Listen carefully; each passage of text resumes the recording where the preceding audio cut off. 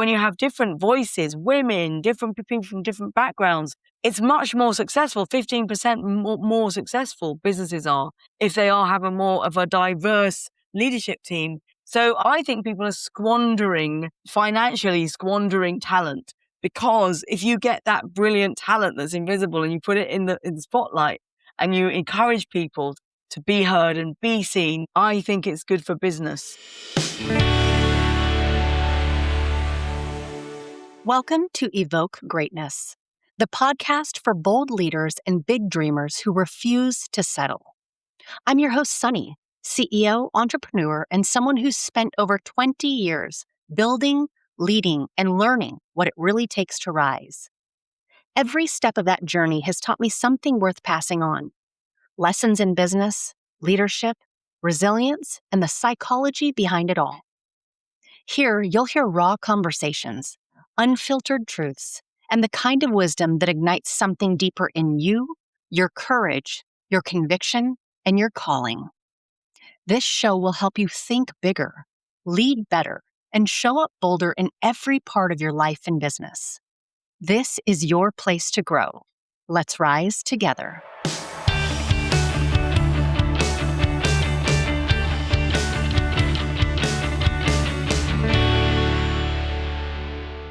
I so appreciate that you walked through how that made you feel, because I think that's a missing element in so many people is they just know they feel this way. They don't realize that it may have been something that happened when we were younger that frankly we've been carrying with us in our bag, our bag of emotions and our bag of kind of traumas and things that made us feel some kind of way.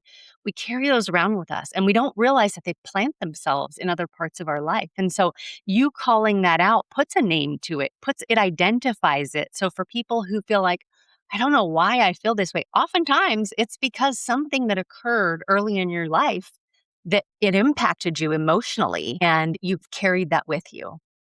Yeah, and I felt a bit of shame about, not being thin and beautiful. And I do remember around about the same kind of age, my great aunt, she's an old lady, like a Charles Dickens character. She used to be a schoolmistress back in the day. And I remember her looking down at me one time when we went for dinner, and I've written this in the book about Visibly Brilliant. And it's about being the invisibles, the invisible superheroes. Why are we invisible? Is it our inner script telling us, being seen and not heard, don't be visible though, don't be visible. But my great aunt once said to me, look at those thick arms, when I was really young, about 6 or 7. And the thick arms comment, as in, large, I'm quite stocky. I'm never going to be thin. I'm short. I'm never going to be tall and slim with long limbs. But to point that out to a child, look at those thick arms. And that has really given, when I unpick, why am I embarrassed about myself? Why don't I want to put myself in the spotlight? I'm just not thin enough. I'm not tall enough. I'm not good enough. I'm not beautiful enough. I'm not clever enough. I can't read properly. I'm a bit stupid. I spent a lot of my life hiding that feeling, that inner feeling. I don't know about you, but I don't know if something happened to you that made you think that you had to be invisible. Could you put your finger on it yourself? I remember being younger and let's say elementary school, and I was very curious and very engaged. And I think it was about the time when those social pressures come about, junior high-ish, and that everything shifted for me. I distinctly remember that I wasn't raising my hand to talk in class anymore. I wasn't going out of my way to do anything like that. It then became like, gosh, I wish I looked more like that person. I wish I had the friend group of that group.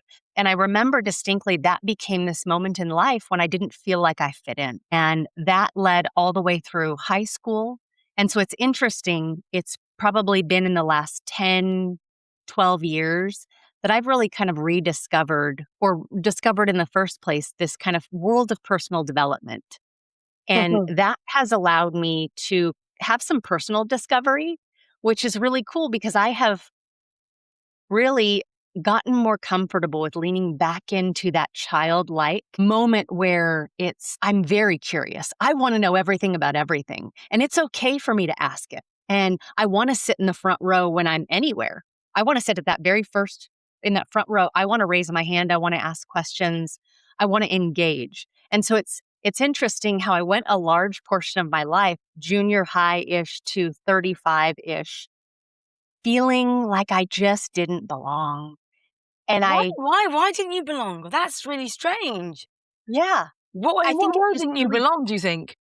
it just formed so strongly, I think, at that young age when social pressures and friend groups and, um, I was raised by a single mom, and so we didn't have a whole lot, and she did everything she could to make sure we had what we had, but I certainly didn't have, like, the brand name anything, and so I think that's that age where that starts to stand out. People's brand name clothes or the things they get to go do versus having the same shoes a couple school years in a row or things like that. There starts to become a distinction, a separation. And so I felt that, but I felt it in a way that I felt very isolated by it.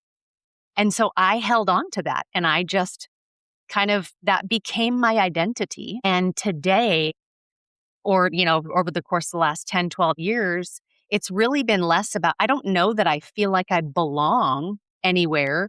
I just feel like I have the ability to exist everywhere. Yeah, that's incredible. It's so funny because I was also raised by a single mum. I'm from quite a big family. My dad died when I was quite young, which I used to just think that my lack of confidence could have been because we had a trauma early in life. But it's really interesting, isn't it? How you are whatever story you've told yourself, the script inside you, it does stay with you. One of the scripts in my inner script was that I knew I had to be independent. I knew I had to make my own money. I knew I couldn't rely on my mum because I'm from a big family and, she couldn't really cope very well. So I've always been very, very a fighter. I've been a fighter. I've always been able to cope. I've been very resilient.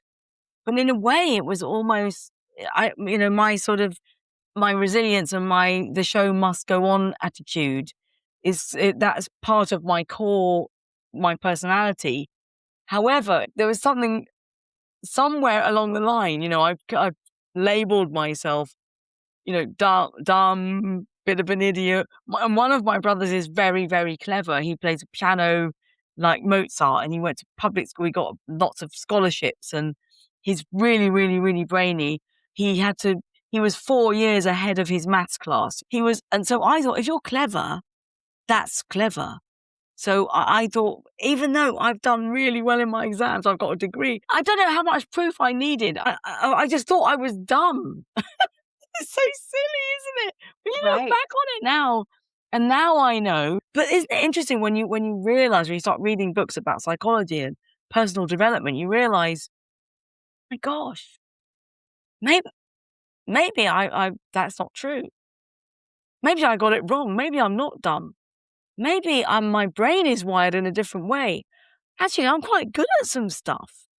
Actually, I'm quite creative.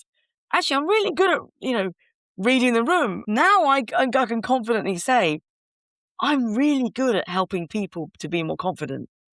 I'm really, really good at it. And not only that, I love it. And I am so motivated to spread the word to help give people more tools and more tricks and strategies to build their confidence and to name the thing that might be holding them back and to come clean about how they feel about themselves and to celebrate the way their brain is wired, Absolutely.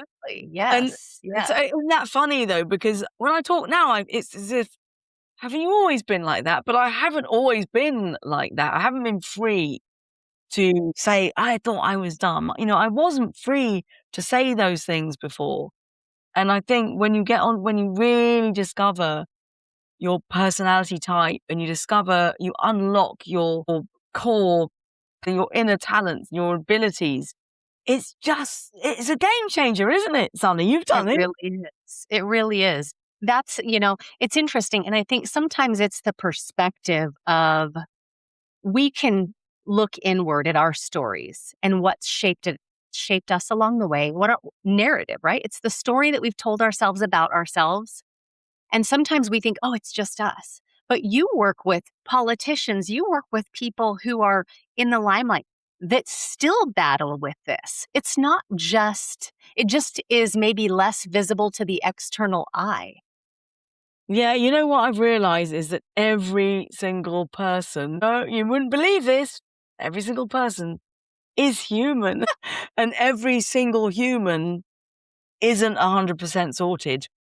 Every single human has flaws. Every single human worries about themselves, feels shame. They don't feel 100% confident all the time. Every human is wired in a certain way. We all have that feeling of the voice of doubt on our shoulder, no matter how senior we are, no matter how experienced or no matter how confident we appear. Every human has got some doubt about themselves, unless they are wired in the way which is very rare, where they think, I am so brilliant. Not that many people really think they are that brilliant. And anyone that says I am so brilliant, they're probably lying. Yeah, yeah, absolutely. Is there an idea in the book that you think would genuinely surprise people? When they look at the book Visibly Brilliant, what would surprise them? I think people would be surprised at how common it is for the people in their team or themselves, how common it is to be the invisible superhero. The invisible superhero, the person at the back who wears dark clothes and they work really hard. There are so many of these people. And I think the shocking thing is that if you help people come out of the shadows and into the spotlight, or if that's you and you're wearing dark clothes and you're not wearing bright clothes because you want to be invisible, but really you're a secret superhero, the shocking thing is that you could be making the business better, you could be growing the business, you could be making more money. I think there's so much talent being squandered all over the world in many, many businesses. And also, we want more diversity in business. So when you have different voices, women, different people from different backgrounds, it's much more successful. 15% more successful businesses are if they are have a more of a diverse leadership team. So I think people are financially squandering talent, because if you get that brilliant talent that's invisible and you put it in the spotlight and you encourage people to get their voice to be heard and be seen, I think it's good for business. I think that's the shocking thing. There aren't enough people being seen that have all this talent that could be making, doing better business for you. Okay, quick pause to tell you about my partners at Row Nutrition. I came to them as a customer first. I have both Hashimoto's and I am smack dab in the middle of perimenopause.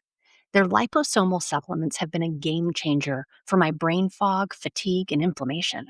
I'm currently taking their NAD+, glutathione, and curcumin, and I recently added in both collagen and creatine. Anyone who knows me knows I only put my name behind what I actually use, and Row has earned it. You can use the code SONNIE15, SONNIE15 for 15% off at rownutrition.com, or you can click the link in the show notes and it'll take you right there.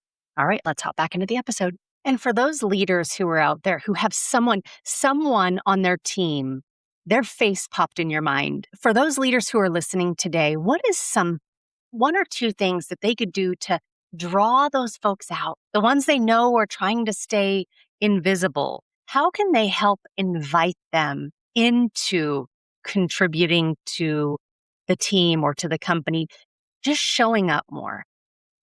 I think talk, communication, share. I think reverse mentoring is really good. That's quite popular at the moment. A lot of my clients are doing reverse mentoring programs.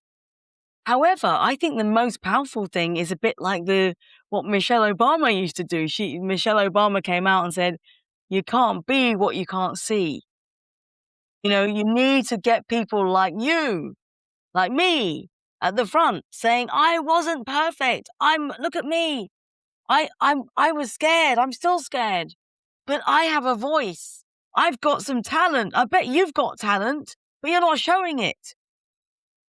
We don't want to hear from the same very confident people all the time. We want to hear from different people.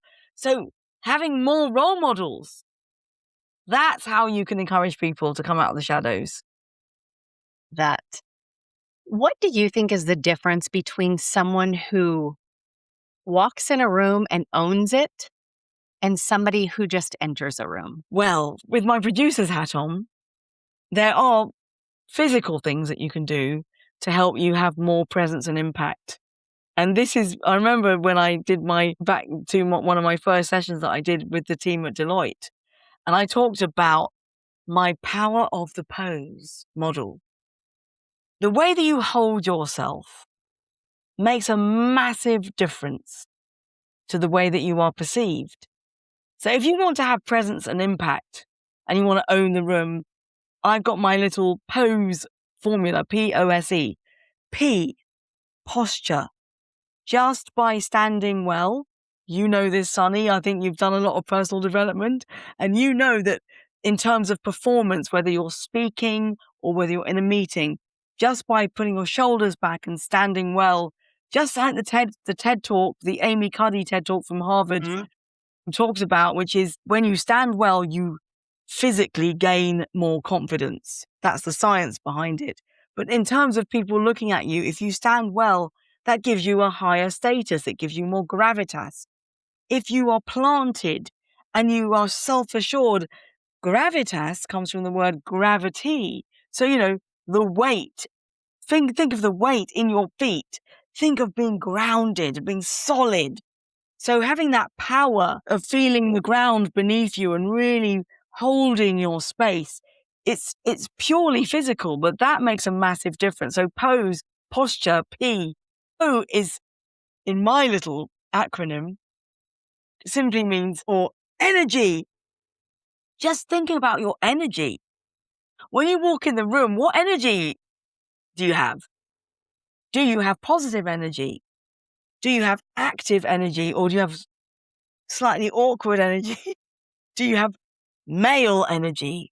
Maybe more female energy? What's your energy? Or just a little bit of something that just gives you that extra riz, we call it, which is short for charisma. And then, so POS, speech. Maybe you don't speak. Maybe it's the way you hold yourself. That's how you're going to own the room.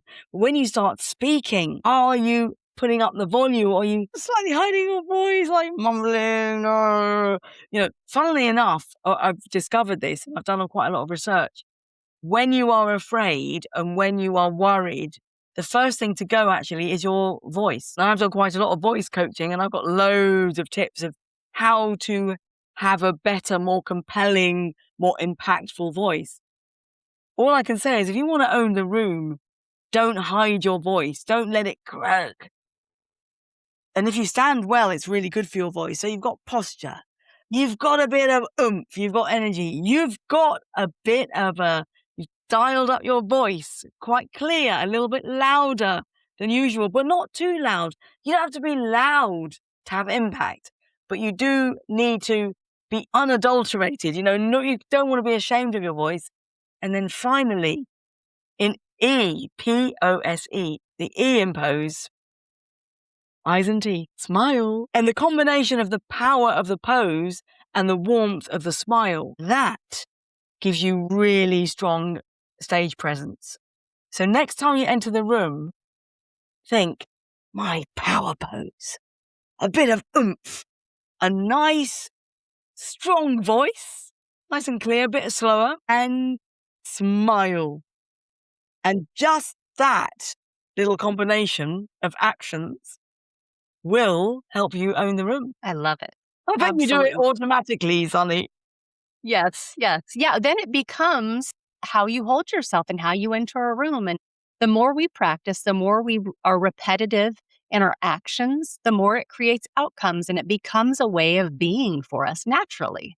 Absolutely. It's all in that. It's habit. It's about the habit of holding yourself and making it an everyday physical activity, particularly in meetings as well, particularly for women. For women, Yes. it's about power and warmth.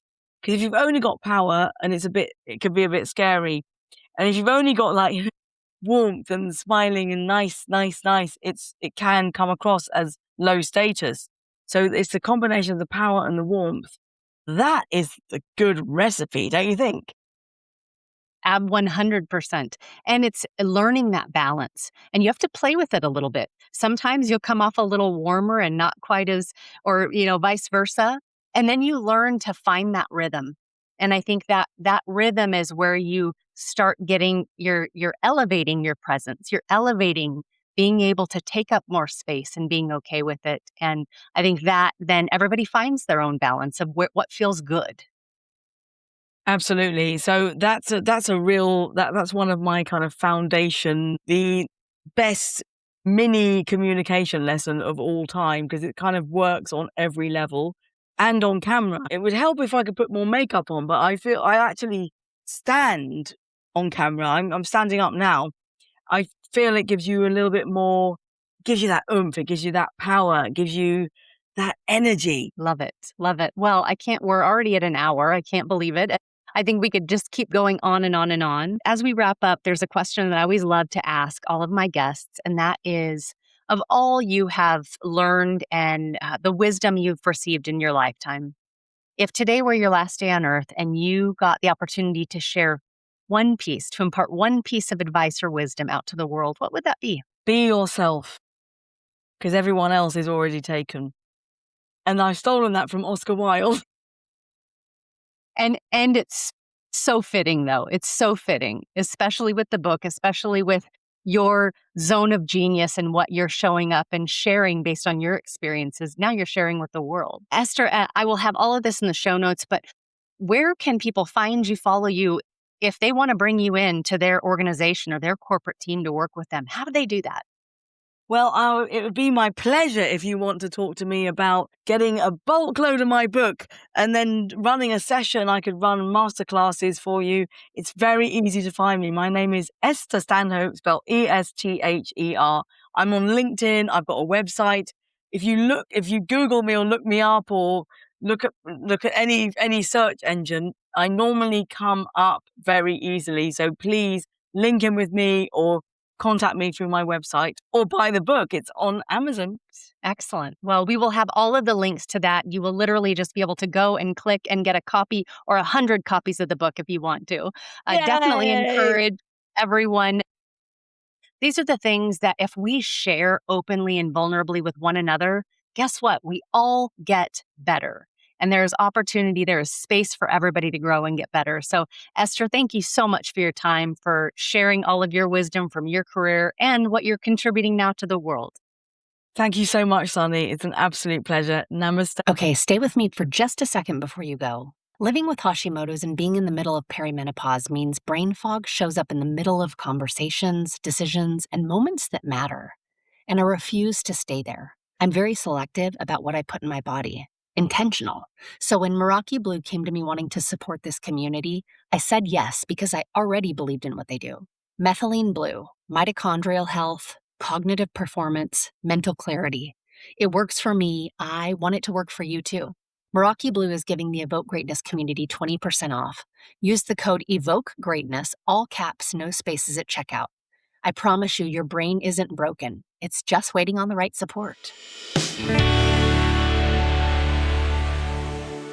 If today's episode challenged you, moved you, or lit a fire in your soul, don't keep it to yourself. Share it with someone who's ready to rise in their leadership, their business, and their life. And if you haven't already, I'd be so grateful if you took 30 seconds to rate and review the podcast. It's one of the most powerful ways to support the show and help us reach more bold leaders like you. Because this isn't just a podcast, it's a movement. We're not here to play small. We're here to lead loud and elevate how we think, lead, and execute, one bold and unapologetic step at a time. Until next time, stay bold, stay grounded, and make moves that make mediocre uncomfortable.